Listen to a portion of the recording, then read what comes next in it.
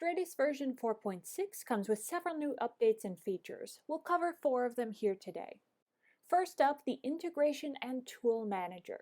Previously, installing all integrations and tools was done via the command line. In version 4.6, you can install integrations like Jira or tools like Gateway without leaving the Dradis app. Simply browse to the Integration or Tool Manager, get the tool, and then enable it. Then you should be good to go.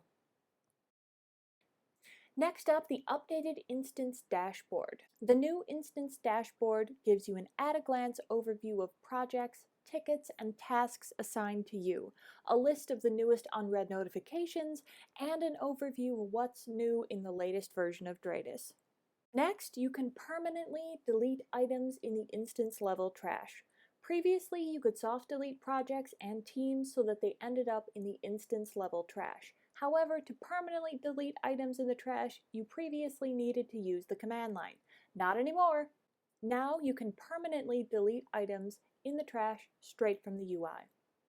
And finally, you can apply sample kits from within the Dradis UI. Simply go to Templates, Kit Upload, and either upload a kit like your custom report template, or select one of our existing kits from the list below. Dradis version 4.6 comes with many other new features and bug fixes, so head over to the Dradis users portal, check out the full release notes, and download your upgrade file there.